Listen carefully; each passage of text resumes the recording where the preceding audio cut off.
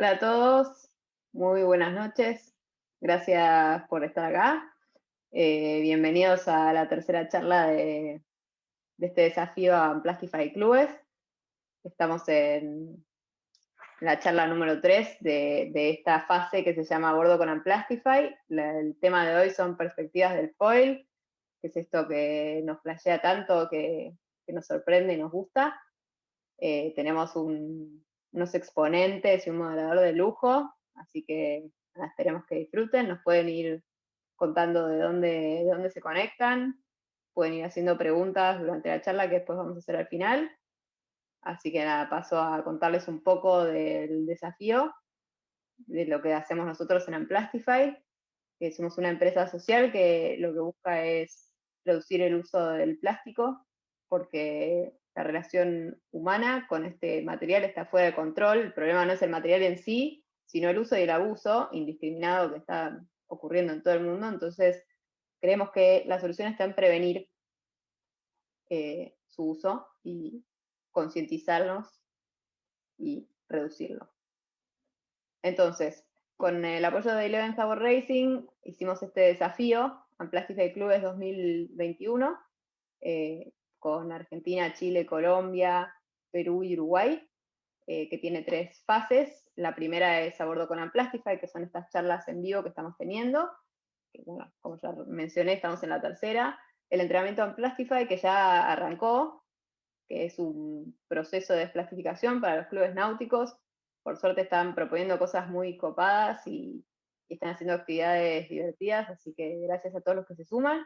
Y para finalizar vamos a terminar en octubre y noviembre con un acompañamiento directo de clubes que va a ser la clínica en Plastify, que los equipos que más participen y que más se copen van a ser los ganadores de esta clínica.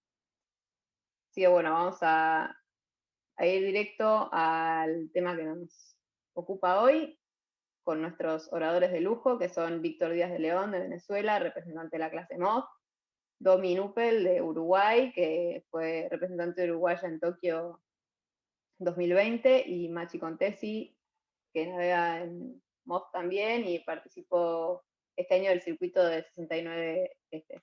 Los va a moderar el ingeniero Jorge Pérez Patiño, que sabe un montón y que nos va a contar un poco qué es esto, de dónde viene, a dónde vamos. Así que bueno, los dejo con ellos, que saben mucho más que yo y son mucho más divertidos. Gracias. Bueno, voy a hacer una pequeña introducción y después pasamos a los protagonistas principales. Barcos que vuelan. No prometan nada para el día que los barcos vuelan porque ya llegó, les aviso. ¿De dónde surge que los barcos empiecen a volar? En realidad hay imágenes que muestran que ya hace 100 años había unas primeras experiencias. Gracias, Feli. Ahí podemos ver algunos casos. Son a motor, después a vela empezó más tarde. Pero a fines de, entre 1880, por ahí, se desató el furor por tratar de volar con artefactos más pesados que el aire, no con globos que flotan, sino con artefactos como los primitivos aviones. Y empezaron a tener éxito los hermanos Wright y Otto Lilienthal en Alemania y varios, y ahí se empezó a desatar una competencia muy, muy intensa. Y se fueron descubriendo los principios necesarios para lograr que un artefacto vuele y pueda eventualmente llevar a algunas personas también. Básicamente el problema estaba en cómo generar una fuerza vertical, que se llama sustentación habitualmente, porque lo que hace justamente es sostener, sustentar. Entonces, en los primeros experimentos empezaron con darse cuenta de que cuando una superficie plana forma ángulo no muy grande con un flujo de aire o de agua, genera una fuerza, pero al principio era muy chica.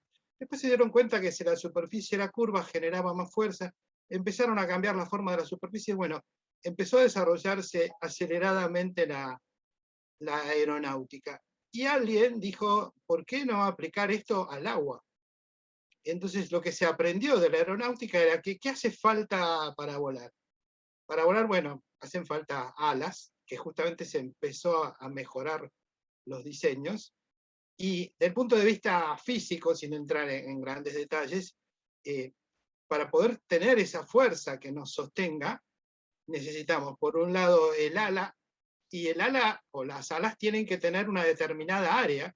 Si tienen menos área que eso, no alcanza y no puede sostener la fuerza. Entonces se fue descubriendo cuánta es el área necesaria para equilibrar al peso. Y después los físicos también estaban muy interesados en el tema, lo fueron estudiando, y se encontró que también interviene la densidad. Y la densidad, alguien pensó, la densidad del agua es 820 veces más grande que la del aire. Entonces, si esa fuerza depende de la densidad, en el agua vamos a poder generar mucha más fuerza. Y otro factor que interviene es la velocidad. En el agua no se puede lograr las mismas velocidades que en el aire, justamente porque también la densidad ahí ya juega en contra. Pero alguien dijo, si logramos reproducir esto que ya están haciendo los primeros aviones dentro del agua, vamos a tener barcos que vuelen. Y ahí un poco fue cuando empezaron a aparecer las primeras propuestas, las primeras ideas. Que algunas son, ya les digo, de hace 100 años y un poco más también. Después en la vela se empezó a probar hacia el año 1950 y un poco más adelante, y también se desarrollaron algunos barcos que acá, por ejemplo, en Buenos Aires teníamos para cruzar rápidamente a Colonia y a Montevideo, que eran los alíscafos. Alíscafo en italiano simplemente quiere decir barco con alas. Entonces, un inconveniente que tenían era el rolido, que la gente a bordo se moría, entonces por eso fueron dejados de lado y se cambiaron por otras tecnologías más nuevas. Bien, eso para ser muy, muy sintético. Si no, puedo poner un montón de ecuaciones, hay un montón de cosas pero me parece que no es la idea. Y Félix ya me está recordando que no, que eso no, habíamos dicho que no. Para resumir, para tener un barco que vuela, hay que poner el ala dentro del agua. Después esa ala tiene que tener algunos requisitos. Tenemos que poder controlarla, porque no es solo, mirá, más, sin manos, sino que además hay que poder regular la altura de vuelo, que de eso nos van a hablar los chicos. Hay que poder tener control de la fuerza. No es simplemente, aparte, como la fuerza depende de la velocidad, en realidad peor, de la velocidad al cuadrado, si seguimos aumentando la velocidad, va a llegar un momento que vamos a seguir volando y vamos a salir del agua. Y vamos a volver al agua catastróficamente, que ocurre cada tanto. Entonces, no solamente alcanza con eso, sino que además hay que tener una forma de controlar esa superficie, esa ala que está bajo el agua. Y los mods lo lograron de una manera muy interesante. Los mods es una clase que existe desde el año, creo que 40. De hecho, en el Centro Naval Olivos, donde yo navegué toda mi vida, teníamos 3 mods, y eran mods del año 50, de terciado. Los australianos forman parte del Imperio Británico, pero con una particularidad de que están un poquito lejos de las islas y la reina y todo. Entonces, siempre tuvieron su forma particular de enfocar las cosas. Entonces, no les terminaba de convencer las clases estrictamente monotipo, que tiene sus virtudes. Todos los barcos son exactamente iguales, entonces la diferencia la hacen las tripulaciones. Ellos dijeron, sí, pero hagamos algo un poco distinto. Inventaron lo que ahora son las box rule, y una de esas box rule es el mod. Dijeron, pongamos reglas, pero muy pocas, así la gente puede probar cosas. ¿Y qué tiene la regla de mod original de esa época? Fijaba la eslora y la superficie bélica. Después, hagan lo que quieran, muchachos. Si ustedes entran en la eslora y cumplen con la superficie bélica, hagan la forma de casco que quieran, denle la forma a la vela, lo que se les ocurra, y que gane el mejor. Y ahí fue cuando alguien dijo, oye, ¿y si le ponemos alas? Y eso ocurrió hace ya unos 15 años, algo por el estilo, que empezaron a aparecer los mods foileadores. Obviamente, al principio corrían todos a la par, y los foileadores eran muchísimo más rápidos y directamente se desplazaron a todos los anteriores. Pero la clase mod tiene esa particularidad, que es muy australiana, que es la de ser una clase de desarrollo, que continuamente se puede estar probando cosas. Actualmente prueban perfiles, prueban montones de cosas, y eso permite avanzar bastante en el diseño. Pero bueno, no quiero extenderme más, la charla es de los chicos, no es mía, yo solamente introduzco un poquito como para estar en tema, y acostumbro, por mi trabajo, acostumbro a ver las cosas del lado de los diseñadores. Pero también me planteo, porque yo trabajo mucho con North Sales y tratamos continuamente con la gente que viene, con regatistas incluso de muy alto nivel, y a mí me quedó la siguiente conclusión, que lo que nosotros hacemos es el instrumento. Nosotros le decimos, este tiene que ser el violín, pero después los músicos son ellos. Entonces, lo interesante es ver qué logran ellos con los instrumentos que nosotros vamos pensando, viendo lo nuevo que hay, qué se puede hacer, pero después la música la tienen que hacer ellos. Así que quiero pasarles ya la palabra para que empiecen a contar. Habíamos pensado que tal vez estaría bueno como, primero como una pequeña presentación, que nos cuenten cómo empezaron y cómo llegaron al foil, y después ya empezamos a hablar bien de la experiencia de foil de cada uno de ellos. Así que bueno, les dejo la palabra y chicos, empiece el que quiera. A mí me gusta hacer empezar a las damas porque soy un viejo, pero como quieran ustedes.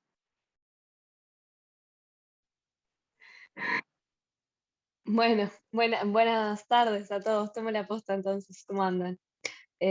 Soy Dominique Nuppel y bueno, un poco mi historia náutica. Yo arranqué como la mayoría de mi generación en el Optimis y fui cambiando de clase y después me bajé del Optimis. Me gustaban los barcos rápidos, me subí a un 20, bueno, un 420 primero, después un 20 y, y a barcos más grandes también, pero en lo que son los barcos chicos y en dobles navegué un par de años en 20 y después me surgió la posibilidad de estar como tripulación de backup del equipo olímpico uruguayo que fue a Río en NACRA 17.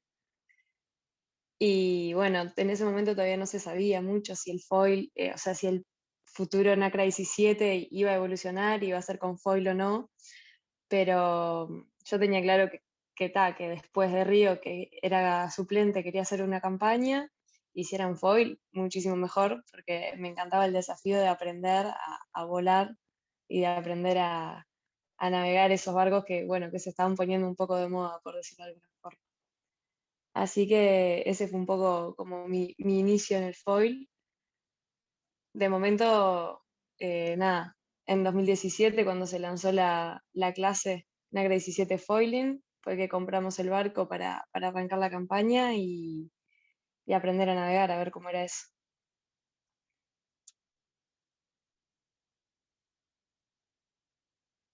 Bueno, a ver, ¿quién quiere seguir de los varones? Hay uno que está pescando en el Caribe, pero ahí Hola, lo ¿qué tal? tenemos. Sí, soy yo, Víctor. ¿Me escuchan? Perfectamente.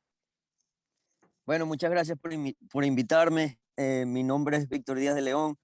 Me gusta mucho y comparto la iniciativa que tienen de reducir los plásticos.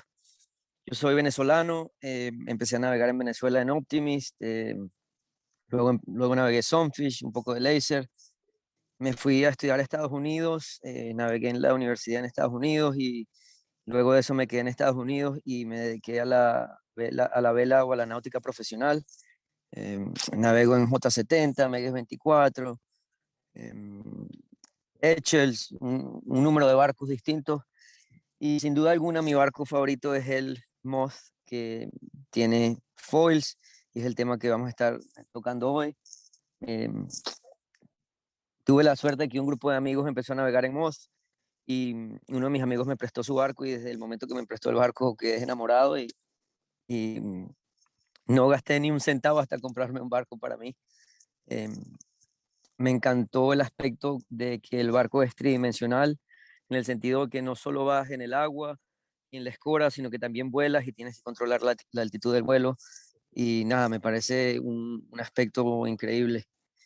Y he navegado en el MOS más o menos 4 años, he hecho 2 mundiales y ahora estoy tomando un tiempo de descanso, pero pensando en regresar pronto.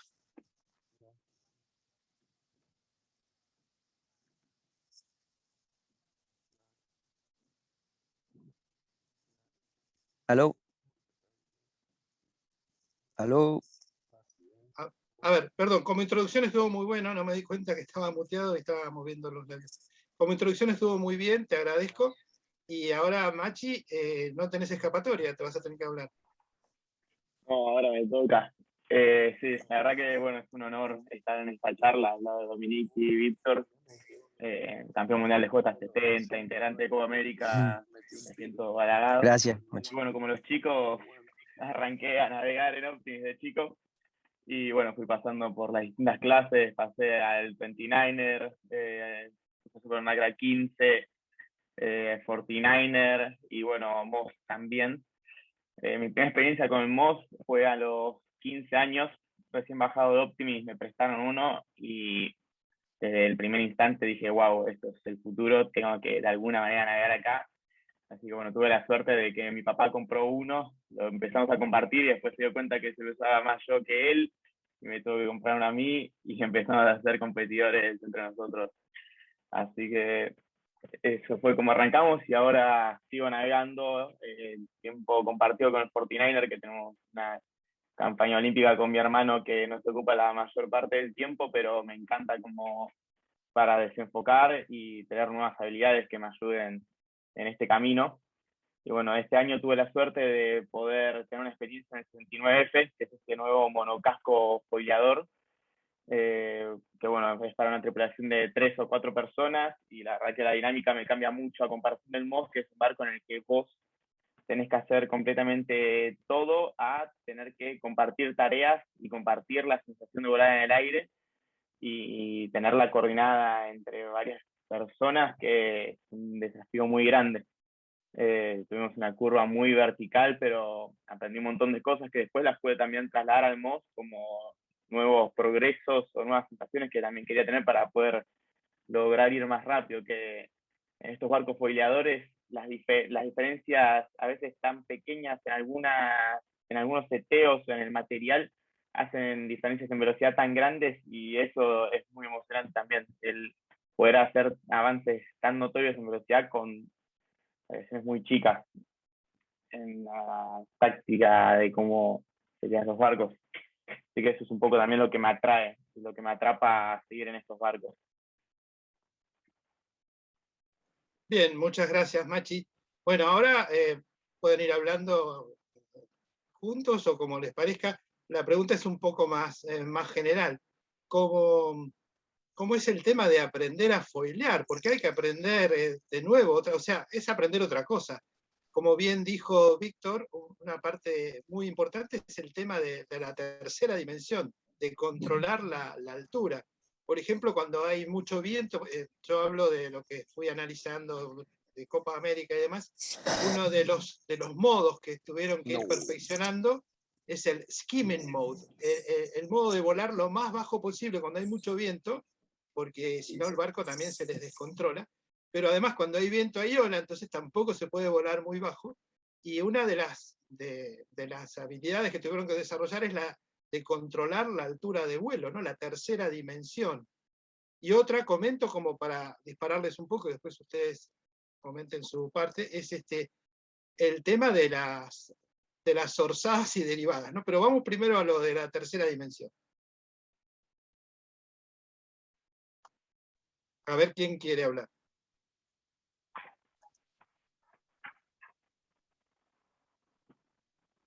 Bueno, Arranque con Dominique, con el AK-17.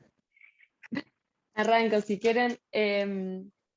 Bueno, solo así como a modo de anécdota, nosotros obviamente antes de subirnos al Nacra foileador, que era mi primera experiencia con un barco con foil, la primera que fue en Francia en el 2017, habíamos entrenado mucho en el Nacra anterior para tener clara la maniobra, para saber dónde salían los cabos, porque toda la parte de la configuración del barco era la misma, se le agregaban solamente los seteos de las orzas.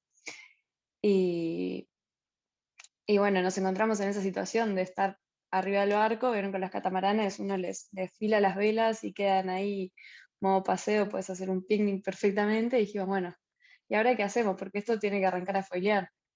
Y eran condiciones ideales, obviamente, entonces como que empezamos a cazar las velas para navegar y el barco voló solo.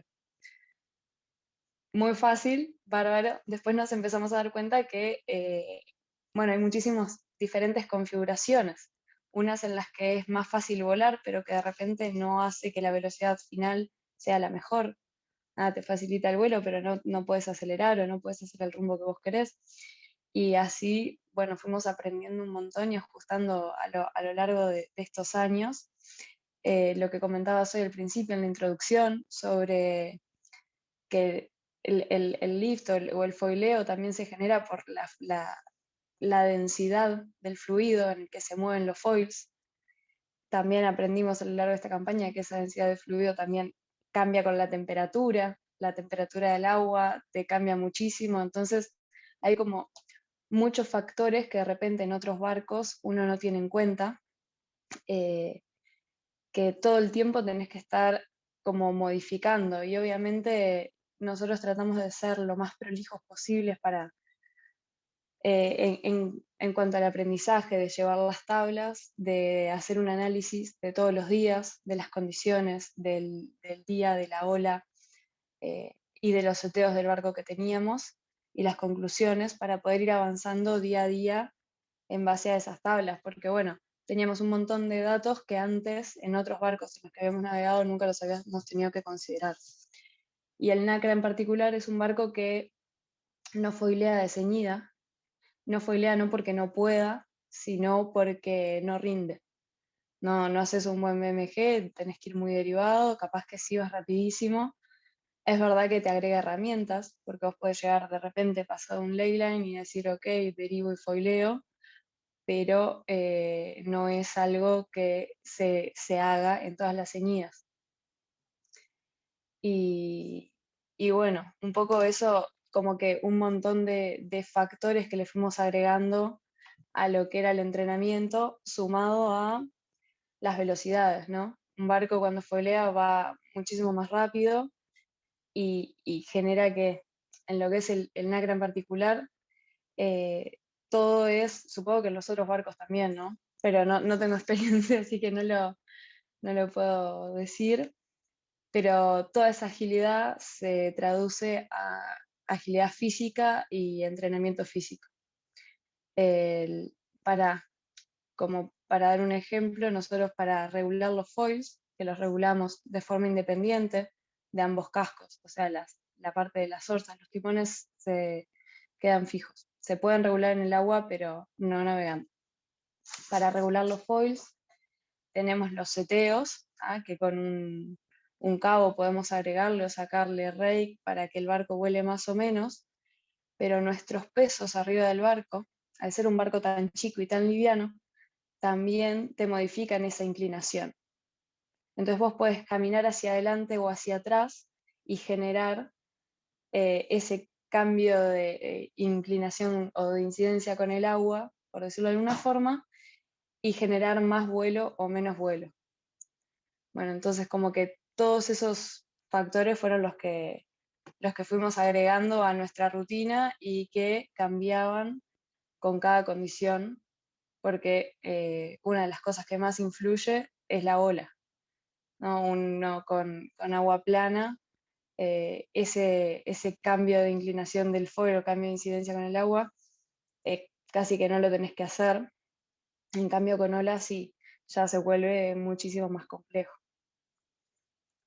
No sé si me quedé Sí, ahí sí, medio está perdida. muy bien, no, Tiraste está muy bien, está un par perfecto. de líneas, Y pero además el tema del movimiento, que con ola tenés que estar continuamente cambiándole el ángulo, que es un ajuste muy fino y que si tuvieras que ir adentro, mover el cabito, sería otra cosa. Así que es mucho más dinámico estar moviendo los pesos, ¿no? tal cual, moviendo los pesos y además entender que van a la par, ¿no? Porque nosotros le podemos modificar el rake de timón, lo que hace que la popa esté más levantada o menos.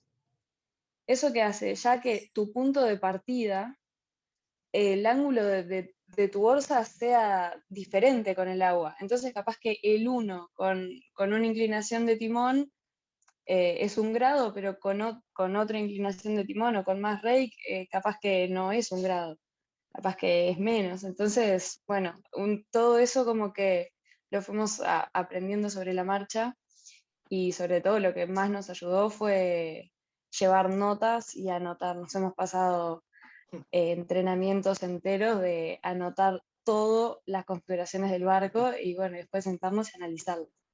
A ver qué era lo que... Las famosas libretitas de wet notes, ¿no? Tal cual. Que uno lleva 20.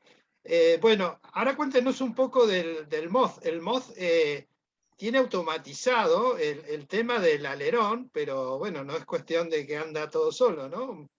A ver qué nos dicen Víctor y Machi. Sí, Jorge, aquí Víctor.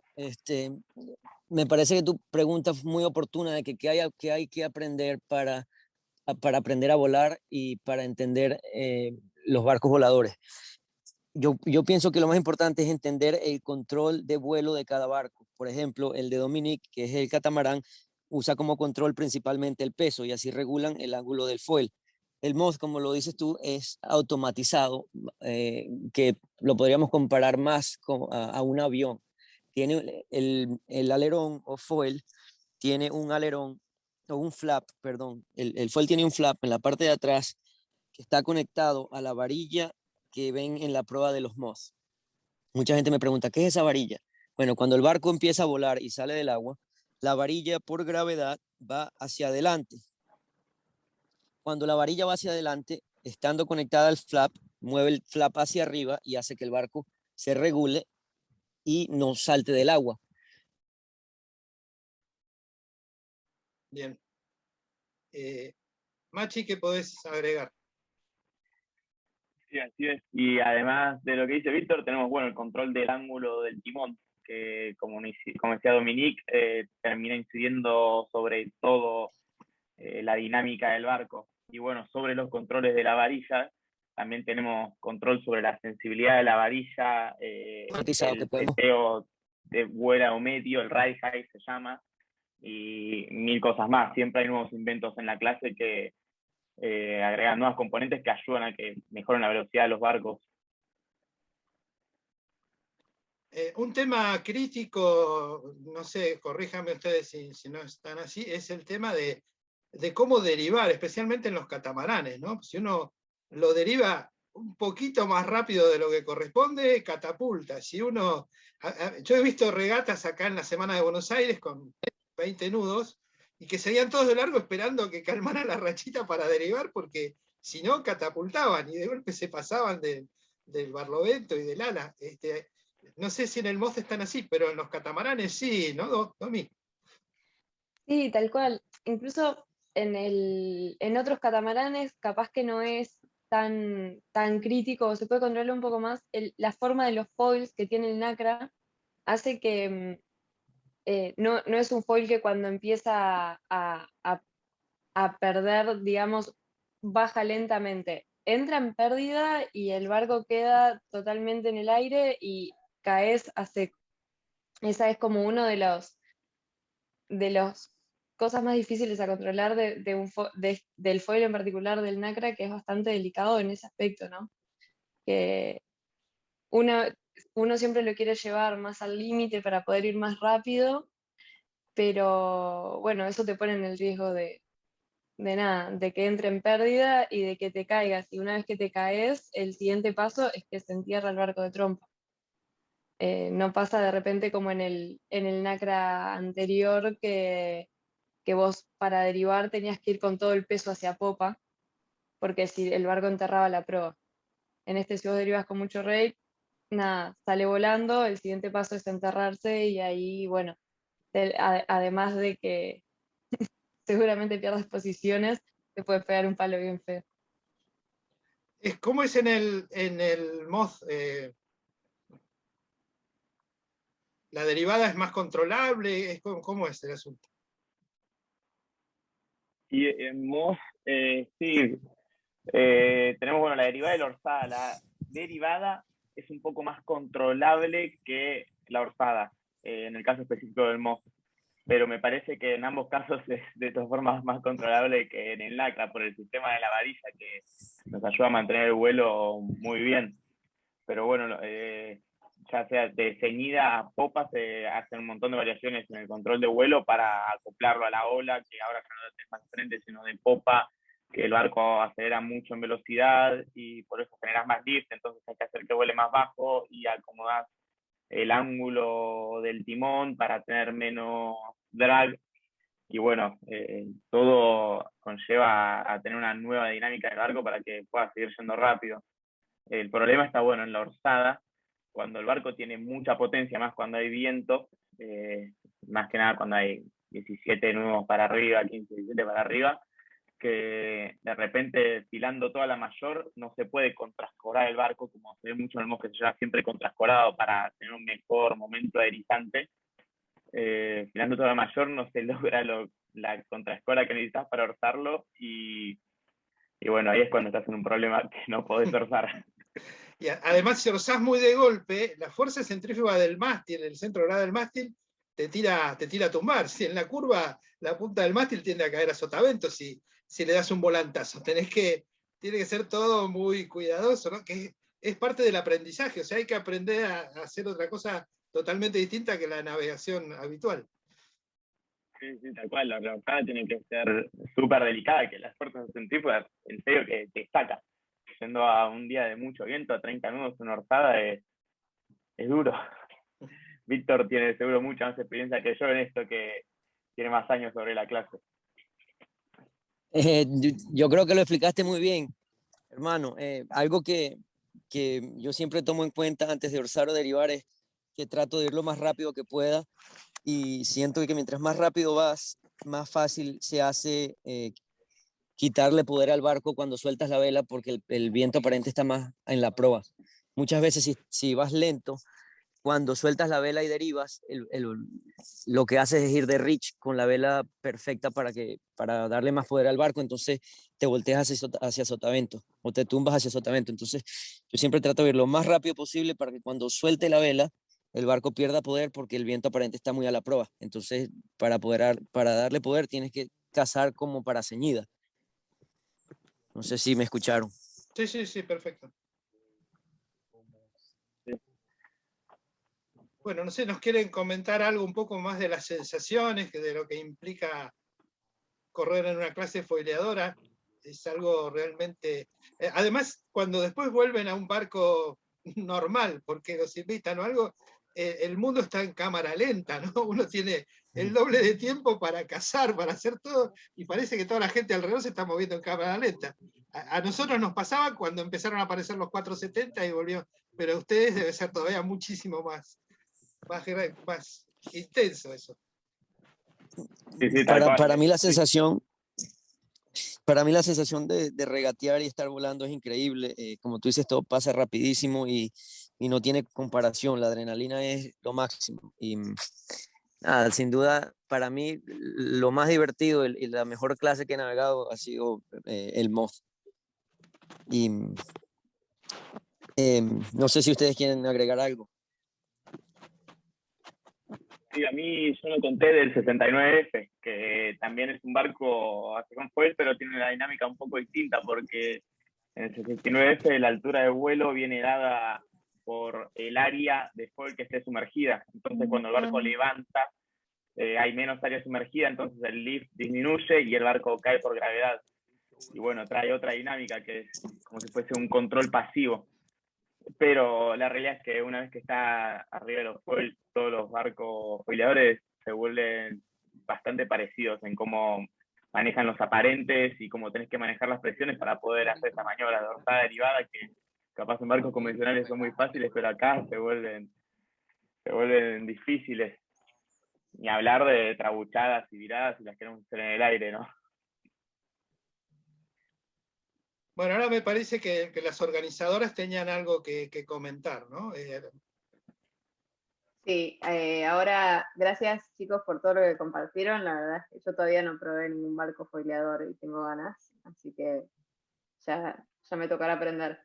Pero bueno, también sé que varios tienen experiencias en cuanto al plástico en el agua y en la vida, y nos gustaría que cuenten un poco eso, algo que hayan visto que les haya impresionado, qué hábitos están cambiando ustedes para modificar esto. Si quieres, yo puedo empezar. Les quiero compartir una anécdota que tuve navegando en MOS.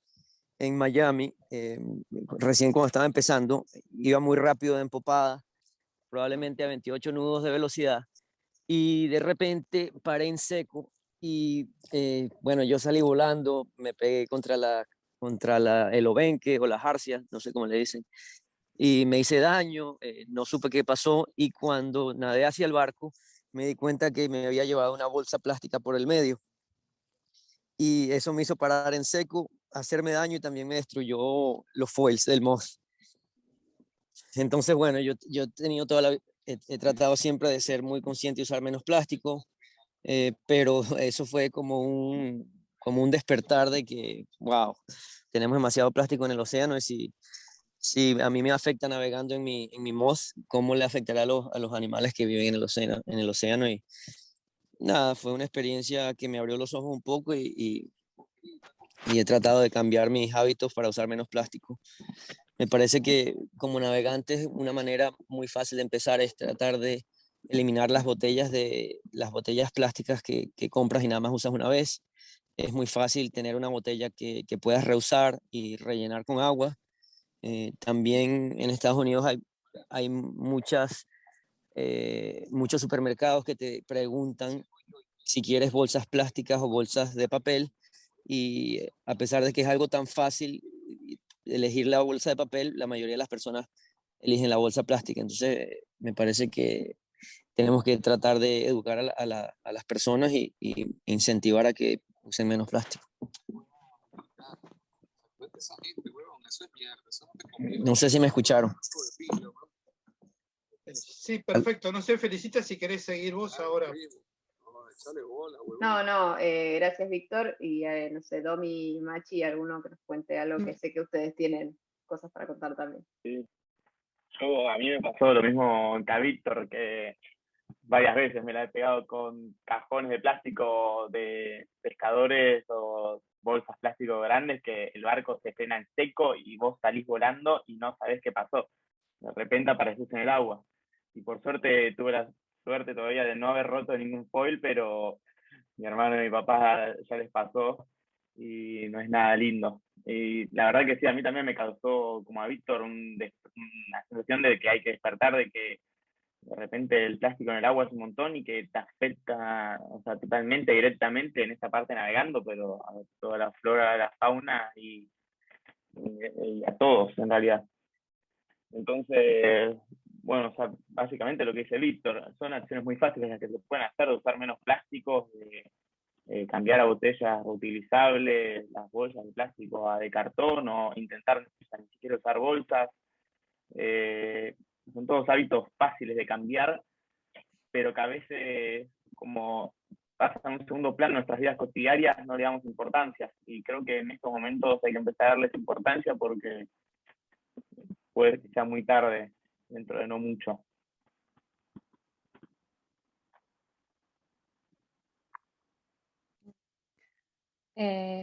Bueno, si quieren yo les cuento un poco. En realidad yo siempre tuve como la típica, en el grupo de amigos, la que cuando vas a hacer las compras al supermercado para el asado del viernes es la pesada que pide sin bolsas, y terminamos todos abrazando en los panflautas y las bebidas para el asado.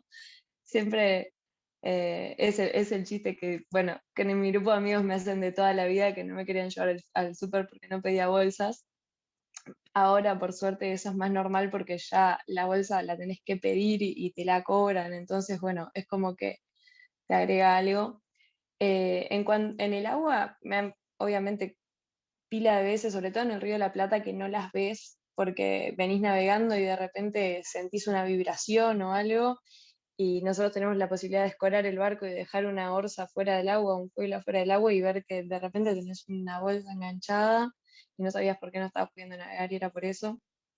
Pasa un montón. Me pasó también una vez de levantar como un nylon, estaba por suerte en un dinghy, un nylon gigante, como que se había caído de un barco de pesca, y realmente impresionante porque no entraba en el dinghy. Y bueno, eso choquea un poco en lo personal, y sé que, bueno, son pequeñas acciones que ayudan en todo, pero no cuesta nada. Tipo, siempre tengo dentro de de la mochila un termito, un vaso y 2 pares de cubiertos, por si tengo que invitar a comer a alguien. Y pasa mucho que vas a entrenar y de repente estás a las apuradas y pasás por un supermercado y te compras un plato de pasta. Y la verdad que tener un par de cubiertos adentro del bolso no cuesta nada y te salva la cabeza, porque si no al final es un montón de...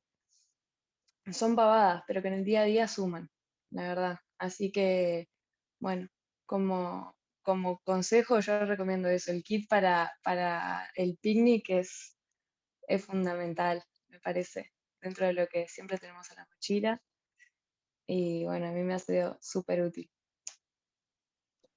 Bueno, muchas gracias, Domi. Acá veo, hay alguna pregunta de algún conocido que ha pasado por las aulas de la universidad y que me dice, hay otra pregunta que voy a contestar después, que dice, ¿qué cambios sustanciales ve en la utilización de energías y materiales renovables en la industria naval? Todavía está muy incipiente, podríamos decir. Pero, por ejemplo, en la Universidad de Quilmes tenemos un profesor que tiene 2 alumnos que trabajan con él, que están investigando en el área de desarrollo de resinas totalmente biodegradables, resinas naturales, que no tengan que recurrir a todos esos componentes químicos que tenemos en la actualidad, que es un proceso que se fue desarrollando durante 30, 40 años. Ya la resistencia a esas resinas es altísima y sirve perfectamente para lograr hacer un barco liviano y resistente. Ahora el desafío es lograr lo mismo, pero con resinas que no tengan toda esa química o que no tengan ninguna química, que sea algo mucho más sencillo. Y también materiales. Por ejemplo, lo que se está trabajando en muchas partes del mundo, que es interesante, es el bambú. El bambú, la fibra, cuando se corta la caña y se hacen fibras, se puede lograr propiedades casi tan altas como las del carbono, aunque parezca increíble. Y el bambú crece muy rápidamente, es una fuente totalmente renovable y que no implica los procesos que implica el desarrollo de la fibra de carbono y todo lo demás, que tiene todo un desarrollo que además implica también huellas de carbono y todo por el estilo. O sea, contestando concretamente a la pregunta, se está trabajando, pero todavía estamos lejos de llegar a lograr sustituir los materiales más sofisticados.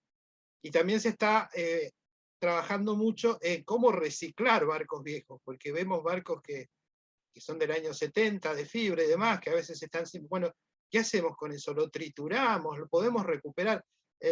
La fibra de vidrio y la de carbono también, no son materiales como el acero que lo fundimos y hacemos algo de nuevo. Entonces se está trabajando en cómo recuperar los cascos viejos, por llamarlo de alguna manera. Y otra pregunta que contesto rápidamente para no extendernos demasiado y que las organizadoras no se enojen. Todavía las veo sonrientes, creo que estamos bien. Dice si en cuanto al diseño de la embarcación, ¿cómo es la distribución de pesos antes de la tripulación? ¿Es diferente? No, en eso no hay diferencias. Lo que está diciendo Domi, y ojo, también se ve en cierta manera en barcos más grandes, es que como estos barcos, además que se busca la velocidad, para ser veloces, son muy livianos. Esa es la cola de mi gata, la pantera grosa, con G y 2 S, que siempre quiere aparecer en todo. Esto es así, lo lamento, pero si no, esa me apaga la máquina. Les decía que no cambia el diseño del barco sin tener en cuenta la tripulación. La tripulación es el tema de aprovechar para afinar el ángulo de incidencia del foil. Es un desarrollo, pero que es típico de lo que ocurre después en el agua, ¿no? Eso no se prevé en la etapa de diseño. Y hay una última pregunta más, también relacionada, que es si el foil se diseña para tener efecto adherizante o únicamente de sustentación. Depende del barco, en general se combina. El 69F que mencionaba ahí Machi, es diseño de 2 arquitectos egresados de la Universidad de Quilmes, que han trabajado en varios proyectos de Copa América, tienen muchísima experiencia y tienen un reconocimiento internacional muy grande. Y eso también fue un desarrollo que vino de Copa América, que esas orzas que vemos en formas raras, de L, de J, eso fue una manera, como bien decía Machi, de hacer que haya una realimentación, que el barco cuando empieza a volar demasiado alto, sale parte de la orza del agua, entonces empieza a perder sustentación y entonces se autorregula. Entonces, depende del barco, hay barcos en los cuales las orzas con sus foils se diseñan para generar, obviamente, resistencia lateral para que no se vaya de ronza, y también fuerza vertical, y a veces es una combinación de las dos cosas.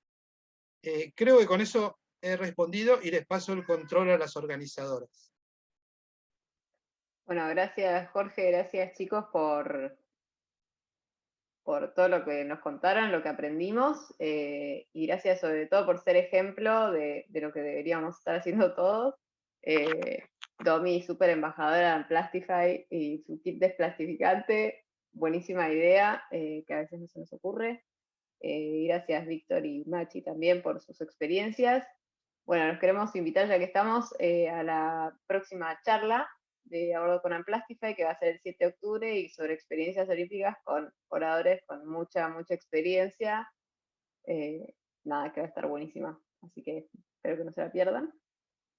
Y bueno, contarles también que estamos ya en el entrenamiento en Plastify, donde en la app están todos compartiendo sus experiencias. Los que están acá y todavía no pasaron por la boya 2, es su momento.